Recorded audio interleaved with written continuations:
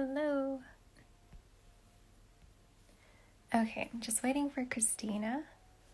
Hey, Carlton, can you hear me okay? I have my headphones in this time. Good. Yes, no.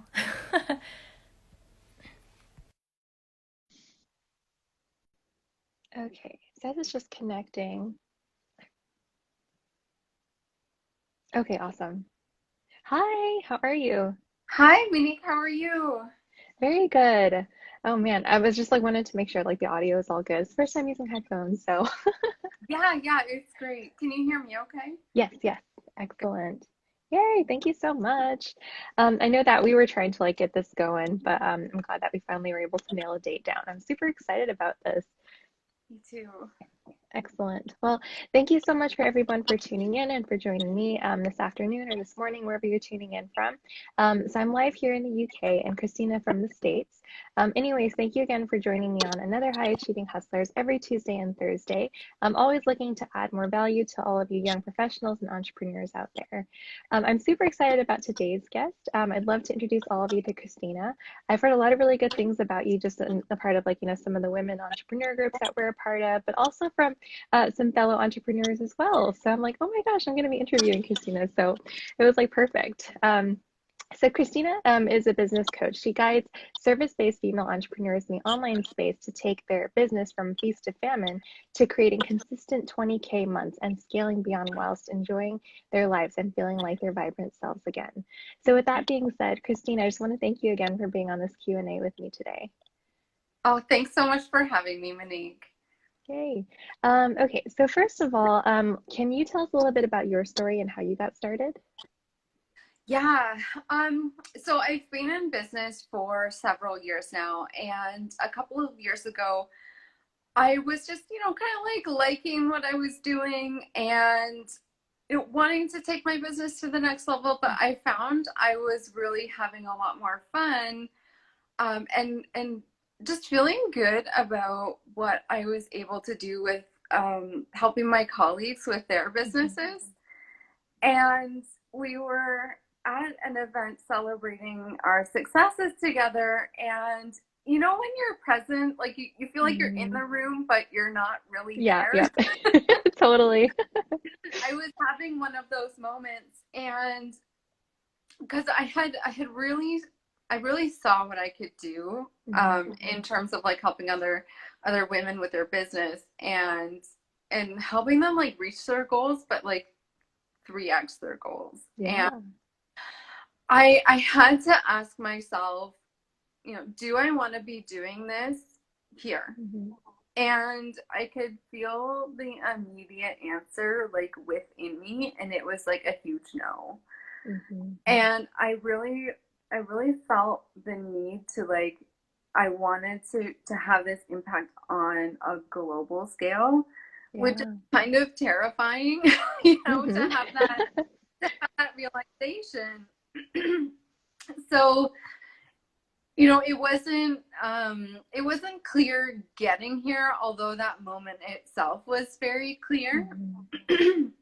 But anyway, long story short, yeah, this is where I've ended up. And it was more like a discovery of like who I was and like what I was Yeah. really good at and what I really love doing, as Yeah. opposed to like, oh yeah, I'm just gonna go and business coach, because like at the time I didn't really know it was a thing. So I Mhm. didn't know I could just like open a business and be a business Yeah. coach.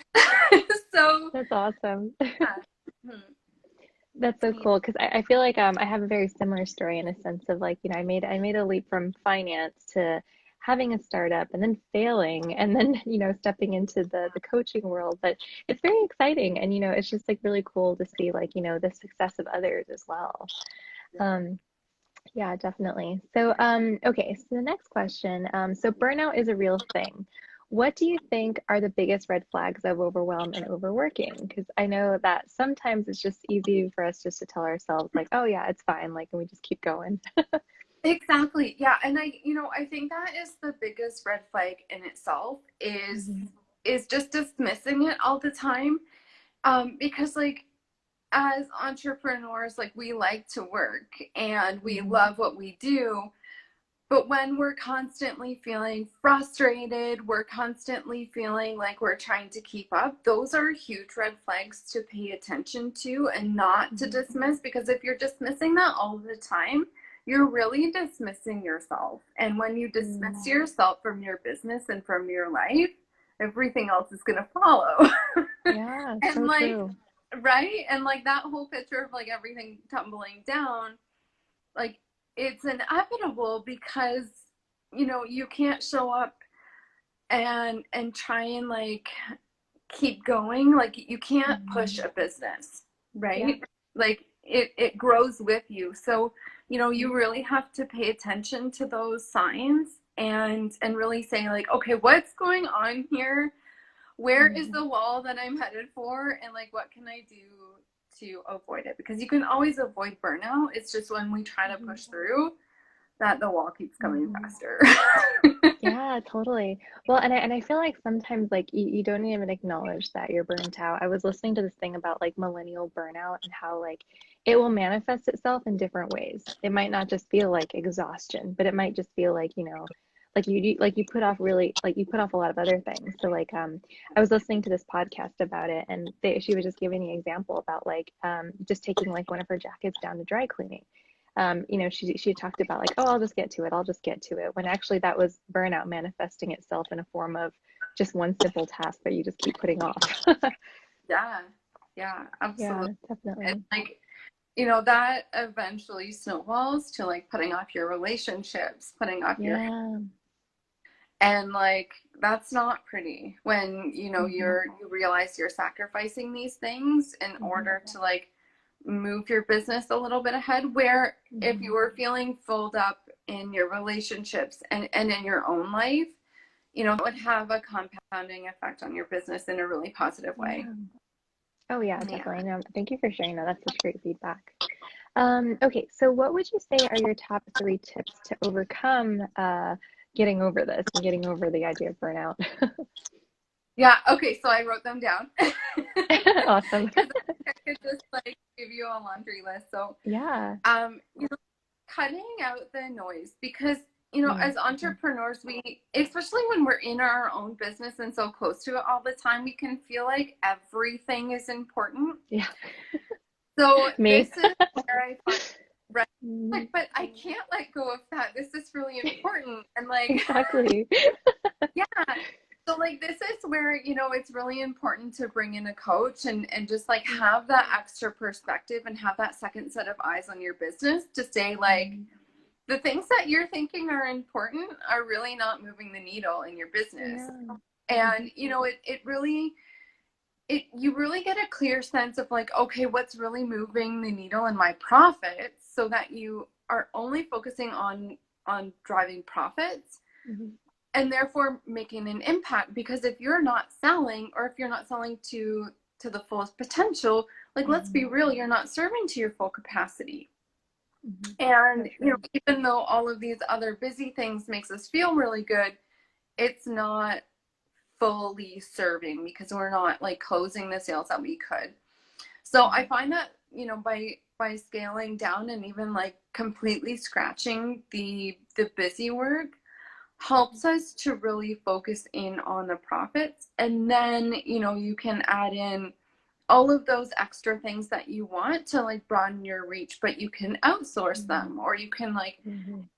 scale in a more strategic way Mhm. where you're setting yourself up for success rather than setting yourself up to burn out on a repeated basis, because like it can Mhm. happen more than once. Yeah, totally. No, I love that. It's the whole idea of like working smarter, not harder. Because the other thing too is like when you're outsourcing, you can also leverage like people that are better at you at certain things, right? Yeah, absolutely. Yeah. And like the next thing I would really suggest is like setting healthy boundaries, Mhm. because we feel so obligated to be doing all the things and to be on all the time. But Mhm. when you really look at it, this can be a disservice to your clients, because if you're constantly at if you're constantly replying to them on a daily basis or even like an hourly basis, Yeah. this is really taking away their power to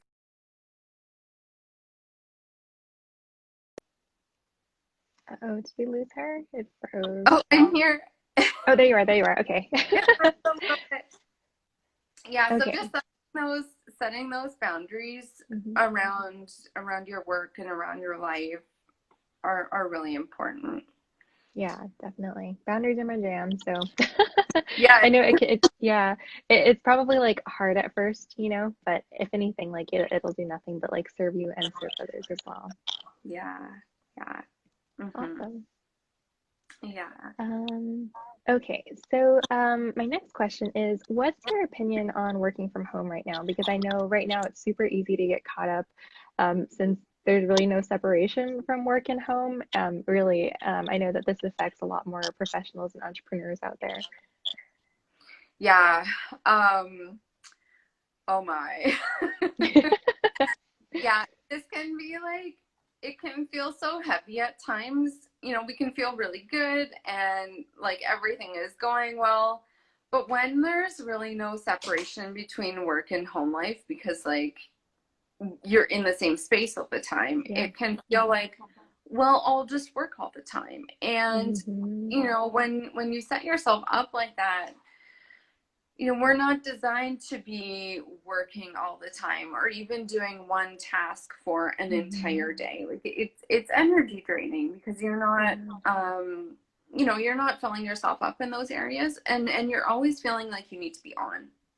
So even Hmm. when you're trying to relax, you're feeling guilty about it because, you know, those emails are sitting in your inbox, or those Yeah. messages are sitting in your inbox, and people are asking for your time. So this Hmm. is really where it's important to keep those boundaries in place and to Hmm. ask for the help that you need. Yeah. So, you know, if you've got kids at home as well, like for anybody listening, like I am a mom as well. And so, you know, for the past, like, how long have we been doing this? I know, right? For the past Oh gosh. eternity, Hmm. you know, it can feel like you're really not supported sometimes. Yeah.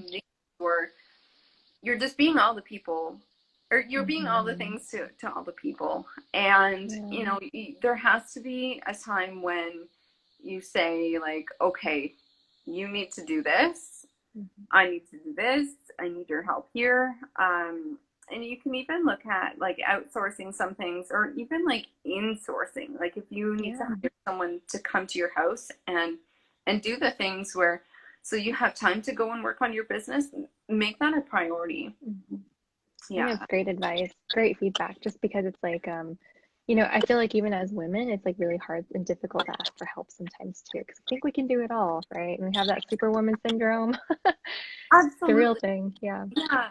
And you know, I think society is, well, I don't want to like always be like pushing this on society, but like, Hmm. you Hmm. know, yeah, women have been, it's like our whole culture and our whole Hmm. society as females to, you know, be doing all the things and making it Yeah. look good and look good and smile Yep. all the time.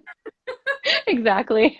But like, we're not a machine, we're Yeah. like humans. And you know, you have to realize that asking for help is a sign of power. Like you Yeah. Love are that. an empowered woman when you say like, I need help with this because I recognize that I'm just one person. Hmm. And you know, you're not inconveniencing anyone else by asking for help. And if the other person feels inconvenienced, like that's their problem. Yeah, yeah, exactly. I share that with clients too, because like sometimes in those situations, it's never really a problem about you, but it's totally their own, right? So Yeah, yeah. totally. Okay, so I think this is a good segue to my next question. So I know what would you consider to be the top self-sabotaging habits out there? Oh, can you hear me? It cut out a little bit. You Oh, ask okay. for the self, or for the Yeah, like self-sabotaging yeah, habits. yep. What would you consider Okay, like the all top right. self-sabotaging habits out there? For entrepreneurs, I what I see a lot in my business when I'm talking with my clients is, you know, not having those systems in place for when your business grows to keep working on your own business. Because, you know, all of that, like you sign a client or, you know, a handful of clients, and then you're like, oh my gosh, I have to show up for them, have to serve them, have to make sure they have a really good result, which is important. But, you know, sometimes your own business can go on the back burner. And that is a self-sabotaging habit because, you know, you're putting your business, I don't know, you're putting Too your cute. own business like at the end of the priority list. You know, you're making sure you're showing up for everyone else. And then you go into that cycle of feast and famine because, you know, when you're wrapping up with your clients, there's no new leads. Yeah. Yeah, like that's really where I see the biggest problem. Another problem is, you know, staying in that busy work or really focusing on that busy work that's not driving profits, because like out of fear that if my business gets bigger, I won't be able to handle it. And, you know, this can come down to a couple of things like fear of success. You know, what are people going to think of me if I have more money? Will I be able to handle everything that goes with having a bigger business? And, you know, this is really like you have to dig down to the root of this problem to really address it. Like it's important to be aware of it, but then you have to say like, okay, why is this really happening? And again, that's really where a good coach comes in. And, you know, digging down with my clients is usually like, you know, they're not feeling enough, or, you know, they're not, like, they see how good they are at what they do, but like, it's not fully there. Like they're not really standing in their power and really owning what they can do. Because there's a difference between like seeing it and then owning it. So, oh yeah, 100%. Yeah. Absolutely. Hey, Chilla, thanks for tuning in. She says, Christina, you're such a pro at not getting distracted with the kids. Oh, thank you. She like went out and closed the door again. Oh, too cute. It's awesome. Hello. Yeah. Well, this is awesome. And I know, like, you know, you dropped a lot of gold nuggets. I hope that, you know, if you're tuning in or if you're catching the replay, you're taking a lot of notes from this too. Okay, so I love to end these Q&As with action steps. What is the one action step you would recommend for these professionals and small business owners as it relates to moving closer to their goals? So the one thing I would suggest is asking yourself, what's that one thing you've been thinking about doing? Just go and do it. Like today, right now. Don't wait till tomorrow. You know, do it now and really embrace that messy action, because love it. Keeping, you know, like holding onto that, well, maybe I'll just think about it, maybe I'll play some more. Like that's really perfectionism, and nothing happens there. Oh, totally. Yeah, I love that. Messy action, imperfect actions, like just do it. Yeah, That's just awesome. go it and get it done and put it out there. Like nobody's going to notice the little things you notice, so go do it. That's the main thing. Love it. Very good. Well, thank you so much for being on here today and just sharing so much about your story and what you do. And I know that you just dropped so much gold and so much wisdom here. So I hope a lot of you tuning in today or catching the replay, you know, are taking a lot of notes as well. So for any young professionals or small business owners interested in learning more or curious about getting in touch with you, how can they get in touch? You can connect with me here on Instagram, or I'm over on Facebook at Christina Edmunds. And yeah, I'm going to be having a masterclass series I was going to say in October, but it's October now. I know, right? Happy October 1st. Yeah. It came so quickly. I was like, oh my gosh. I know. This year is just like every other year. Yeah, so if you want to catch that, just send me a message and I'll put you in the masterclass series. We'll be learning about how to consistently land those 20K months and beyond. So love it. Yay. Well, I'll definitely have your information tagged here in the comments in the replay below. And so, you know, for anybody else tuning in or catching the replay, always let me know your thoughts and feedback, as you know, and if you'd like me to have Christina on again sometime. Any final thoughts from you, Christina? Oh, thank you for having me, Monique. This was so much fun. Yay, I know, right? I always wanted to feel like just girlfriends just hanging out. So this has been Yeah, good. yeah, Very good. Well, thank you again for being on today. Have a great rest of your day. Yeah, and I hope everyone has a good one wherever you are in the world as well. yeah, yes. All right, take care. Bye. Bye.